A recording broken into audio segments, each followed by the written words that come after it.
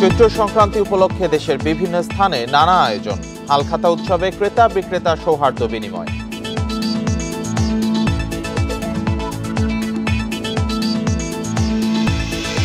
পাহাড়ে পুরাতন বছরকে বিদায়, নতুনকে বরণে সাংগ্রাই উৎসব।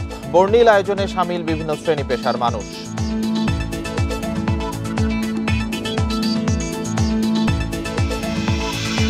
মাগুরায় বসতঘরে আগুনে দগ্ধ, শারীরিক প্রতিবন্ধীর মৃত্যু। লালমনিরহাটের বড় বাড়িতে ওয়ালটন শোরুম পুড়ে ছাই।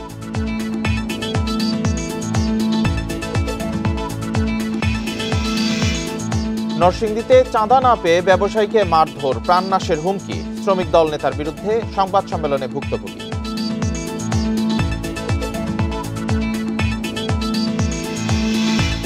চলতি বছরেই মিরসরাই অর্থনৈতিক অঞ্চলে উৎপাদনে যাচ্ছে ২৮টি প্রতিষ্ঠান। ২ লাখ মানুষের কর্মসংস্থানের আশা।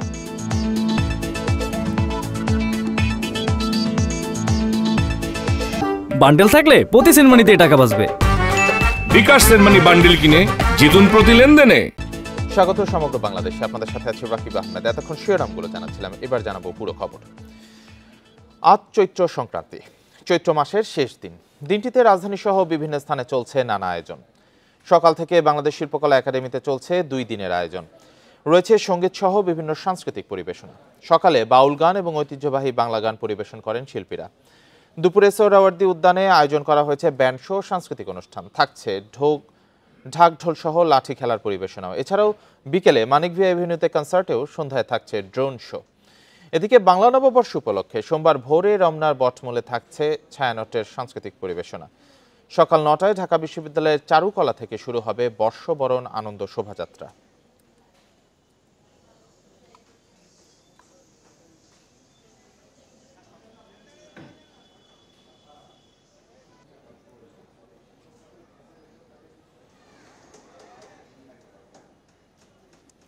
বাংলা নববর্ষ বরণ ও পুরনো বছরকে বিদায় জানাতে চলছে নানান আয়োজন। তারই ধারাবাহিকতায় চৈত্র সংক্রান্তিতে নেত্রকোনার কেন্দুয়ায় আঙ্গারোয়ায় চলছে খনার মেলা।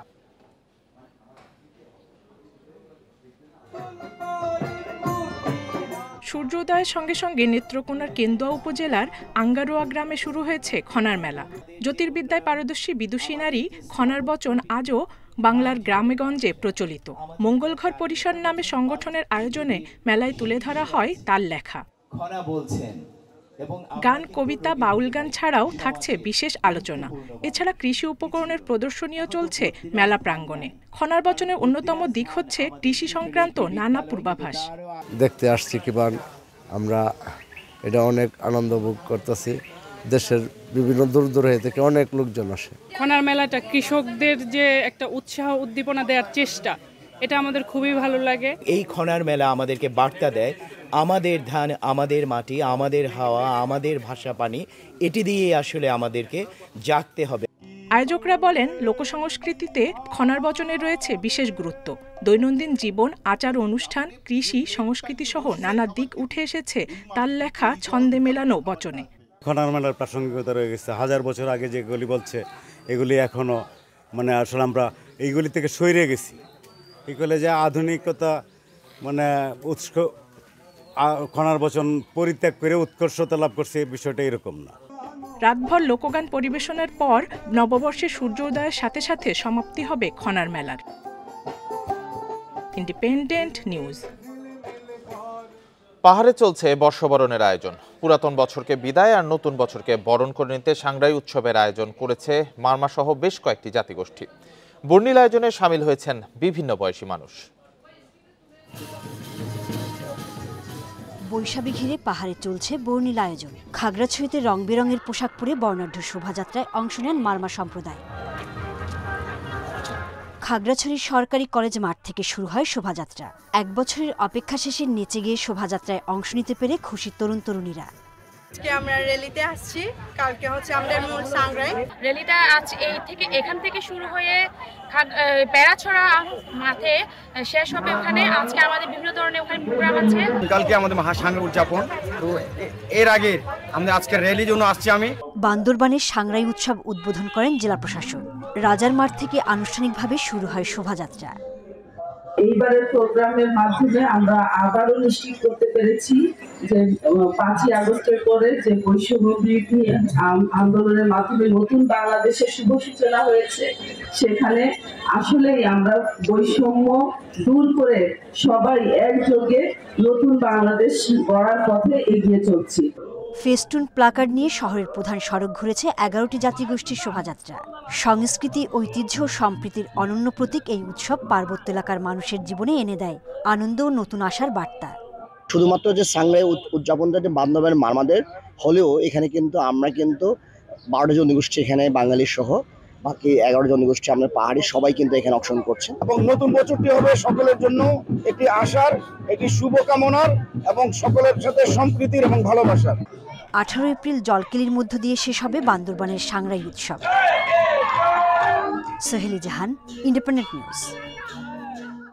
বাংলা নববর্ষ বরণ করতে আনন্দ শোভাযাত্রার প্রস্তুতি সম্পন্ন করেছে রাজশাহী বিশ্ববিদ্যালয়ের চারুকলা অনুষদ। এরই মধ্যে আনন্দ শোভাযাত্রার উপকরণ তৈরির কাজ শেষ করেছেন শিক্ষার্থীরা।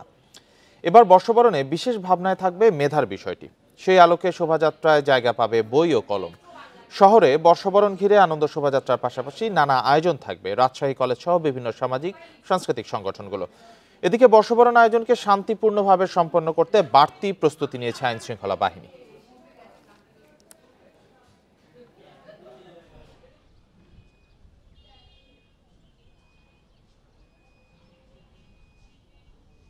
প্রতিবারই যা করি সে হচ্ছে আমাদের ফোক, যেটা সংস্কৃতি, সেটার উপস্থাপন করার চেষ্টা করি।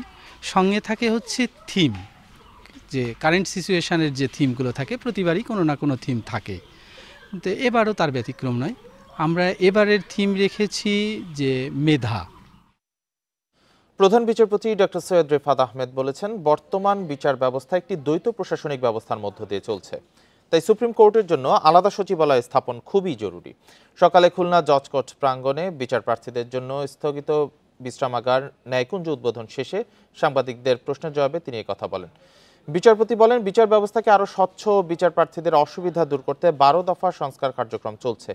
এই সংস্কার শেষ হলে দেশে একটি কাঙ্ক্ষিত টেকসই বিচারিক ব্যবস্থা চালু হবে। এ সময় তিনি আরও বলেন, সংস্কারের মাধ্যমে বিচার ব্যবস্থায় যে অনিয়ম রয়েছে তা দূর করতে হবে এবং বিচারিক কার্যক্রমের সাথে সংশ্লিষ্টদের জবাবদিহিতাও নিশ্চিত করতে হবে।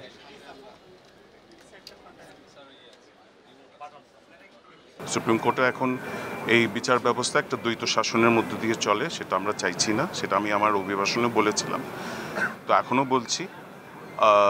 সচিবালয় নিয়ে অনেক কাজ এগিয়ে গেছে। সামনের সপ্তাহ মাসগুলো আমাদের জন্য খুব গুরুত্বপূর্ণ হবে। পটুয়াখালীর কুয়াকাটায় ধর্ষণে ব্যর্থ হয়ে এক অন্তঃসত্ত্বা নারীকে মারধরের অভিযোগ উঠেছে প্রতিবেশী এক যুবকের বিরুদ্ধে। বর্তমানে ওই নারী উপজেলা স্বাস্থ্য কমপ্লেক্সে চিকিৎসাধীন রয়েছেন। গত শুক্রবার উপজেলার বিপিনপুর গ্রামে এই ঘটনা ঘটে। স্বজনরা জানায়, ভুক্তভোগী নারীর স্বামী একটি মামলায় 2 মাস যাবৎ জেলে রয়েছেন। 4 সন্তানকে নিয়ে ওই নারী মৎস্য শ্রমিক হিসেবে কাজ করছেন।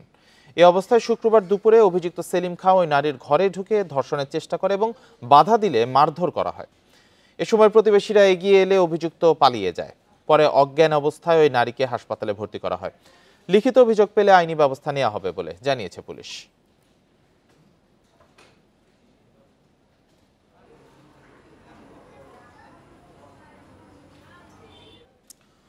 মাগুরায় শালিখা উপজেলার আরপাড়া বাজারে অগ্নিকাণ্ডের ঘটনায় সুমন নামে এক শারীরিক প্রতিবন্ধীর মৃত্যু হয়েছে।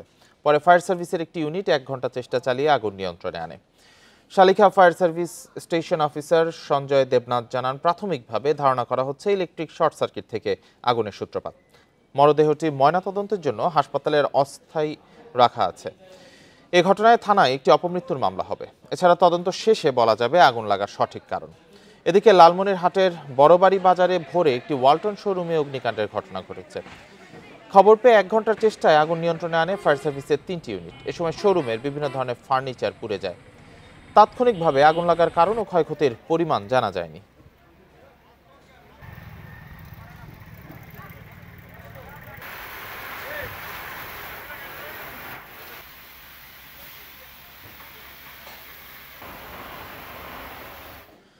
নরসিংদীতে চাঁদা না দেয়ায় আমির হোসেন সাদ্দাম নামে এক ফার্নিচার ব্যবসায়ীকে মারধর ও প্রাণনাশের হুমকির অভিযোগ উঠেছে মেহেদী সরকার নামে এক শ্রমিক দল নেতা ও তার সহযোগীদের বিরুদ্ধে। দুপুরে নরসিংদী প্রেস ক্লাবে এক সংবাদ সম্মেলনে অভিযোগ করেন সদর উপজেলার হাজীপুর কাঠ বাজারের ব্যবসায়ী আমির হোসেন সাদ্দাম। অভিযুক্ত মেহেদী সরকার হাজীপুর ইউনিয়ন শ্রমিক দলের সাধারণ সম্পাদক। সংবাদ সম্মেলনে ভুক্তভোগী অভিযোগ করেন, গত 25শে মার্চ ফোন করে মেহেদী তার কাছে 50,000 টাকা চাঁদা দাবি করেন। চাঁদা দিতে রাজি না হলে তাকে প্রাণনাশের হুমকি দেওয়া হয়। হুমকির মুখে নিজ ব্যবসা প্রতিষ্ঠান পরিচালনা করতে পারছেন না ওই ব্যবসায়ী। এ ঘটনায় থানায় অভিযোগ দেওয়ার 7 দিন পরেও মামলা নথিভুক্ত না হওয়ার অভিযোগ করেন ভুক্তভোগী ব্যবসায়ী।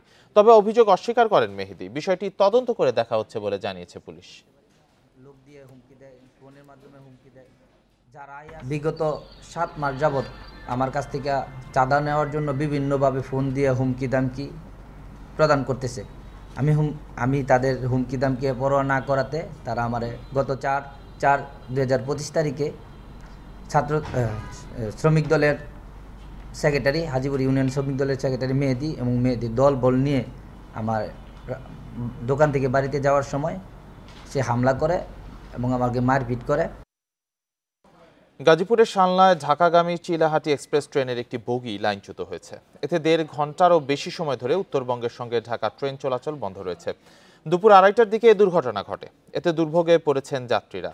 জয়দেবপুর রেলওয়ে জংশনের স্টেশন মাস্টার আবুল খায়ের চৌধুরী জানান, নীলফামারীর চিলাহাটি স্টেশন থেকে ঢাকার উদ্দেশ্যে ছেড়ে আসে ট্রেনটি।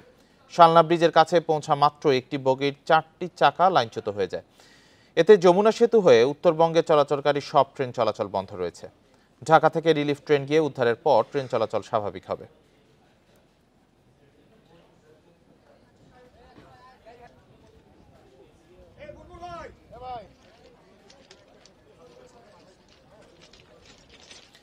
এ বিষয়ে আরো জানাতে গাজীপুর থেকে যুক্ত হয়েছেন সহকর্মী আবুল হাসান। আবুল হাসান, দুর্ঘটনাটি কিভাবে ঘটলো? এই রিলিফ ট্রেন কি বগি উদ্ধারের জন্য এসেছে কিনা?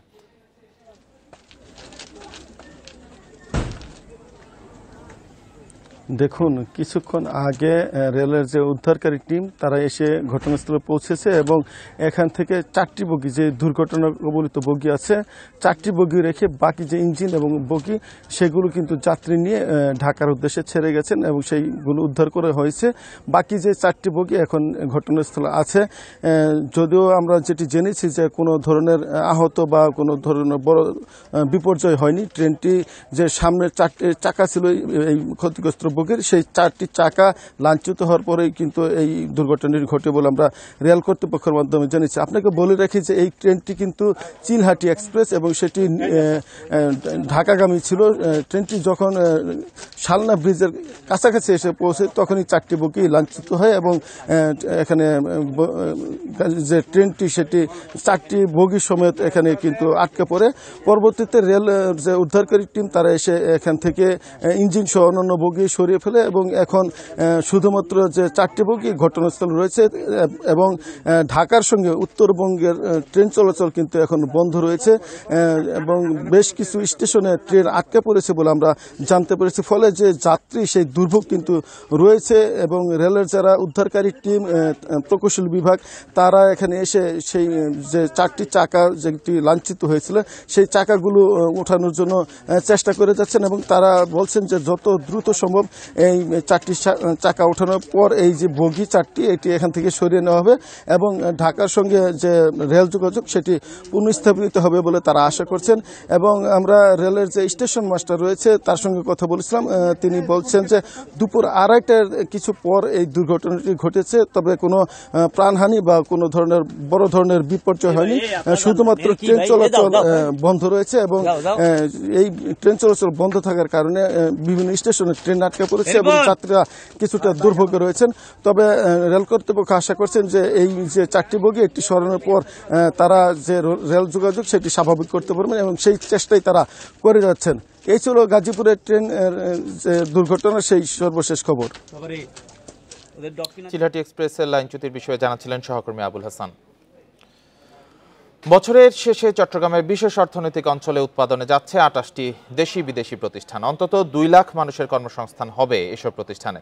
সম্প্রতি বাংলাদেশ বিনিয়োগ সম্মেলনে যোগ দেওয়া বিদেশি বিনিয়োগকারীরা পরিদর্শন করেছেন এই এলাকা। এই বিশেষ অঞ্চল দেশের অর্থনীতিতে নতুন দিগন্ত উন্মোচন করতে পারে বলছে কর্তৃপক্ষ। মেঘনা ও ফেনী নদীর মোহনায় চট্টগ্রামের মিরসরাইয়ে গড়ে তোলা হয়েছে দেশের বৃহত্তম জাতীয় বিশেষ অর্থনৈতিক অঞ্চল NSEZ। করোনা মহামারী সহ বিভিন্ন কারণে কারখানা স্থাপনে ধীরগতি থাকলেও গত বছর থেকে পুরোদমে শুরু হয়েছে নির্মাণ কাজ। এই অর্থনৈতিক অঞ্চলে ইতোমধ্যে 155 জন বিনিয়োগকারী তাদের জমি বুঝে পেয়েছেন। সম্প্রতি বাংলাদেশ বিনিয়োগ সম্মেলনে যোগ দেয়া বিদেশি ব্যবসায়ীরাও NSEZ পরিদর্শনের পর এখানে বিনিয়োগের আগ্রহ দেখিয়েছেন। বিনিয়োগ করা নিয়ে আমি অত্যন্ত ইতিবাচক, যে কারণে আমি এখানে এসেছি। আমি এখানে সরকারের সাথে একসাথে বিনিয়োগ নিয়ে কাজ করতে চাই। বিনিয়োগ বান্ধব হলেও এখানে নানা চ্যালেঞ্জও আছে। সেসব চ্যালেঞ্জগুলো সমাধান করা হলে বিনিয়োগকারীরা তাদের বিনিয়োগকৃত অর্থ তুলে আনতে পারবে।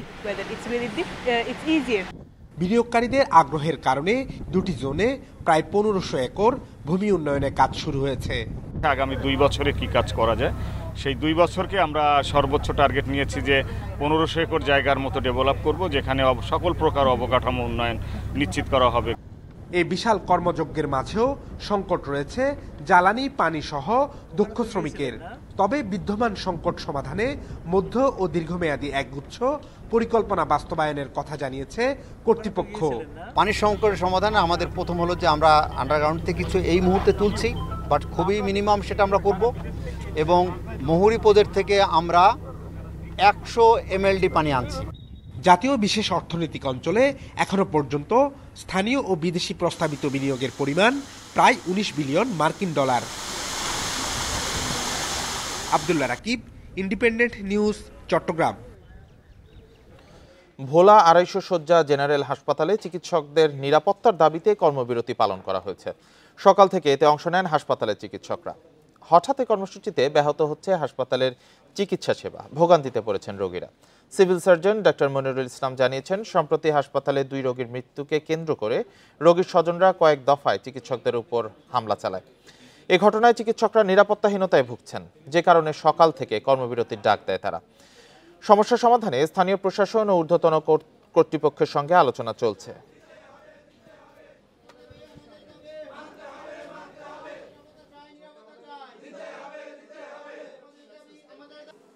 একজন রোগী মৃত্যুকে কেন্দ্র করে আমাদের একজন চিকিৎসকের উপর হামলা হয়েছিল। সেই জন্য 250 জেনারেল হাসপাতালের কিছু আমাদের যারা স্টাফ আছে তারা এবং চিকিৎসকরা এখানে তত্ত্বাবধায়ক মহোদয়কে অবরুদ্ধ করে রেখেছে। আমি এসেছি তাদের সাথে কথা বলার জন্য। 4 দিনের শুভেচ্ছা সফরে চট্টগ্রাম বন্দর এসেছে রাশিয়ান নৌবাহিনীর 3টি যুদ্ধজাহাজ। সকালে যুদ্ধজাহাজ 3টি বাংলাদেশের জলসীমায় এসে পৌঁছালে নৌবাহিনী জাহাজ বানৌজা খালিদ বিন ওয়ালিদ তাদের অভ্যর্থনা জানায়। সফরকারী 3 জাহাজের কর্মকর্তা ও বাংলাদেশে নিযুক্ত রাশিয়ার রাষ্ট্রদূত সহ একটি প্রতিনিধি দল চট্টগ্রাম নৌ অঞ্চলের কমান্ডার এবং বন্দর চেয়ারম্যানের সাথে সৌজন্য সাক্ষাৎ করবেন। এছাড়া নেভাল একাডেমিতে অবস্থিত রেডকিন পয়েন্টে পুষ্পস্তবক অর্পণ এবং নৌবাহিনী প্রশিক্ষণ ঘাঁটি সহ চট্টগ্রামের বিভিন্ন দর্শনীয় ঐতিহাসিক স্থাপনা ঘুরে দেখবেন। এ সফরের মাধ্যমে 2 দেশের নৌবাহিনীর কর্মকর্তা ও নাবিকদের মত বিনিময় ও পারস্পরিক সহযোগিতার সুযোগ সৃষ্টি হবে। পাশাপাশি দ্বিপাক্ষিক সম্পর্ক আরও জোরদার হবে বলে জানান সংশ্লিষ্টরা। শুভেচ্ছা সফর শেষে জাহাজগুলো আগামী 16 এপ্রিল বাংলাদেশ ছেড়ে যাবে।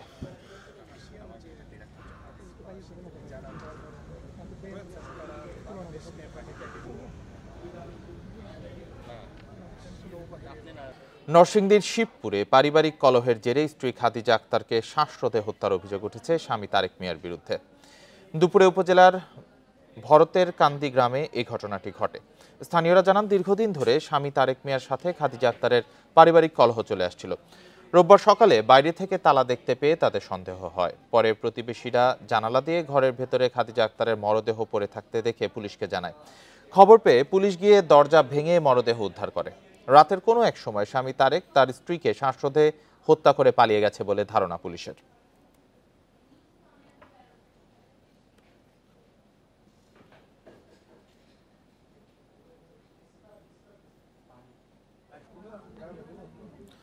চাঁদপুরের কচুয়ায় পূর্বশত্রুতার জেরে নুরুল হক নামে এক ব্যবসায়ীকে কুপিয়ে হত্যার ঘটনায় 3 জনকে আটক করেছে পুলিশ। সকালে সদর উপজেলার উত্তর বিতারা গ্রাম থেকে তাদের আটক করা হয়। নিহতের স্বজনরা জানান, শনিবার রাতে নুরুল হক ঘুমানোর প্রস্তুতি নিচ্ছিলেন। এ সময় গ্রামের শুক্কর আলী, গ্রাম পুলিশ জালালউদ্দিন ও জাহাঙ্গীর আলম তাকে ডেকে জাহাঙ্গীর খলিফার বাড়িতে নিয়ে যায়। পরে তারা ধারালো অস্ত্র দিয়ে কুপিয়ে তাকে হত্যা করে। সকালে নিহতের স্ত্রী বাদী হয়ে শুক্কুর আলী, জাহাঙ্গীর ও জালাল সহ অজ্ঞাত কয়েকজনকে বাদী করে মামলা করেন।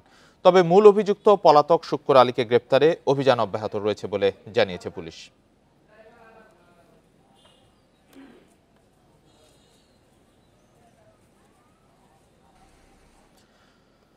নিখোঁজের একদিন পর নাটোরে মাদ্রাসার মক্তব বিভাগের শিক্ষার্থী সিয়াম আহমেদের ঝুলন্ত মরদেহ উদ্ধার করেছে পুলিশ। সকালে শহরের কান্দিভিটায় আল জামিয়াতুন নুরানিয়া মাদ্রাসার টয়লেট থেকে মরদেহটি উদ্ধার করা হয়। নিহত সিয়াম আহমেদ নওগাঁর মান্দা থানার চেরাগনগর গ্রামের আব্দুল কুদ্দুসের ছেলে। পুলিশ জানায় শনিবার সকাল থেকে নিখোঁজ ছিল সিয়াম। বিষয়টি পরিবারের সদস্যদের ফোন করে জানায় মাদ্রাসা কর্তৃপক্ষ। আজ মাদ্রাসার একটি টয়লেটে ঝুলন্ত অবস্থায় সিয়ামের মরদেহ দেখে পুলিশে খবর দেওয়া হয়। পুলিশ গিয়ে মরদেহটি উদ্ধার করে ময়নাতদন্তের জন্য সদর হাসপাতালে পাঠায়। স্বজনদের দাবি, হত্যার পর সিয়ামকে ঝুলিয়ে রাখা হয়েছে।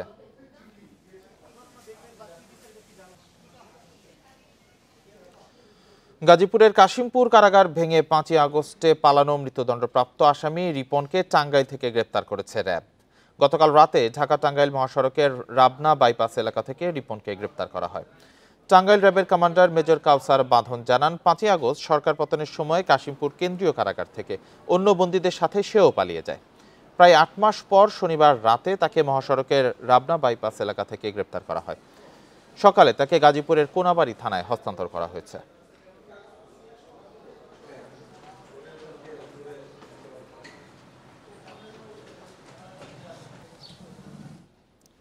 মেহেরপুরে তাপপ্রবাহের কারণে ঝরে পড়ছে আমের গুটি। ফলে দুশ্চিন্তা দেখা দিয়েছে আমচাষী ও ব্যবসায়ীদের মধ্যে।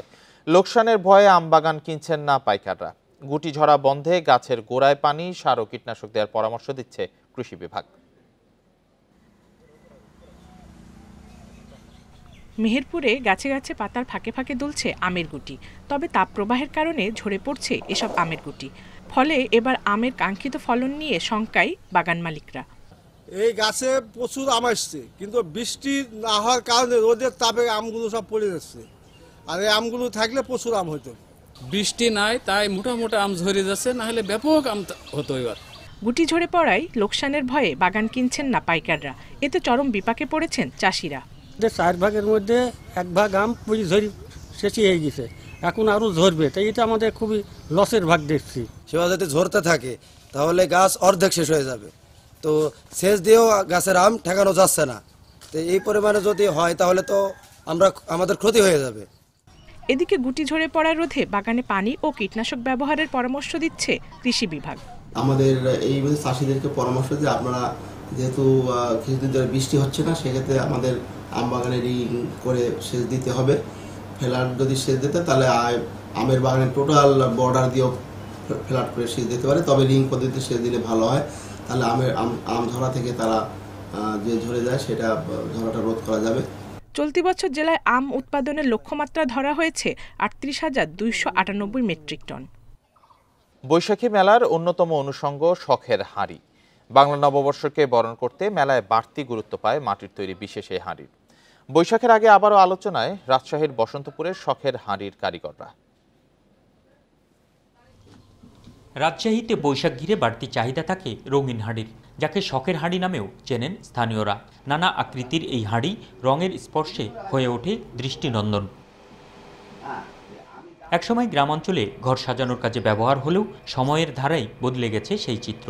গ্রামীণ ঐতিহ্যবাহী মাটির হাঁড়ির সমাদর এখন শৌখিন পণ্য হিসাবে। রাজশাহী অঞ্চলে হাতে গোনা কয়েকজন কারিগর টিকিয়ে রেখেছেন সেই ধারা।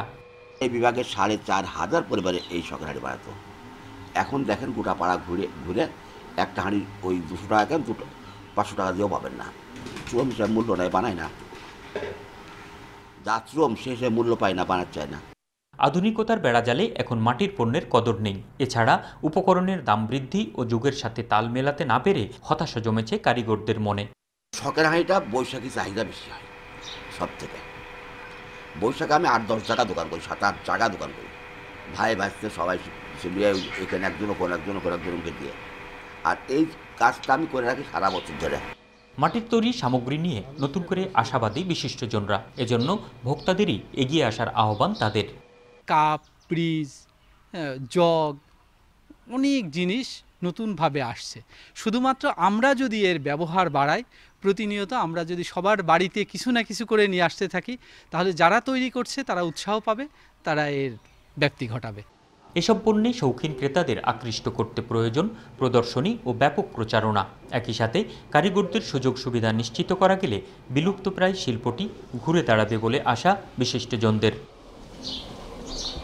Ahsan Habib, Apu, independent news, Rajshahi. শিল্প খাতে গ্যাসের দাম গড়ে 33% বাড়ানো হয়েছে। নতুন সংযোগে প্রতি ঘনমিটার গ্যাসের দাম 10 টাকা বেড়ে দাঁড়িয়েছে 40 টাকা। বিকেলে Bangladesh energy regulatory commission BERC সংবাদ সম্মেলনে এই তথ্য জানিয়েছে। এ সময় বিইআরসি চেয়ারম্যান জালাল আহমেদ জানান, ক্যাপটিভ বিদ্যুতে নতুন সংযোগে গ্যাসের দাম প্রতি ঘনমিটারে 10 টাকা 25 পয়সা বেড়ে 42 টাকা নির্ধারণ করা হয়েছে। তবে বিদ্যমান গ্রাহকদের ক্ষেত্রে অনুমোদিত লোড পর্যন্ত দর অপরিবর্তিত রাখা হয়েছে। এছাড়া প্রতিশ্রুত গ্রাহকের অনুমোদিত লোডের 50 ভাগের বেশি ব্যবহারে নতুন দর কার্যকর হবে। এর আগে গত 26শে ফেব্রুয়ারি শিল্পে গ্যাসের দাম বৃদ্ধির প্রস্তাবের উপর গণশুনানি হয়। এতে নতুন গ্রাহকদের জন্য দাম বাড়ানোর প্রস্তাব করেছিল পেট্রোবাংলা।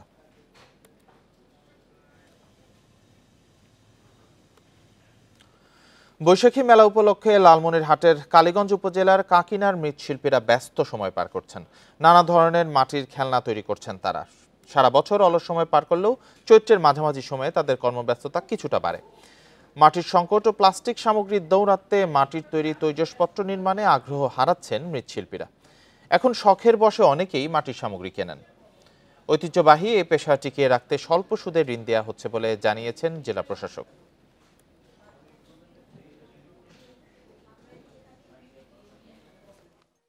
সুযোগ সুবিধা কোনো পাচ্ছি না। সরকার যদি কোনো সুযোগ সুবিধা দেয় তাহলে আমরা এটা ধরে থাকতে পারবো, না হলে আমরা এটা ছাড়িয়ে দিচ্ছি। আর মাটি পাওয়া যায় না, বগুড়ি হচ্ছে আনির নাকি পাওয়া যায় না, বগুড়ি তো দেয় না মাটি। আর এই ছিল সমগ্র বাংলাদেশের আয়োজনে। ইন্ডিপেন্ডেন্ট টেলিভিশনের সব খবর আরো বিস্তারিত জানতে চোখ রাখুন ফেসবুক, ইউটিউব, এক্সে। এতক্ষণ যারা সাথে ছিলেন ধন্যবাদ সবাইকে। আমন্ত্রণ আমাদের পরের আয়োজনে।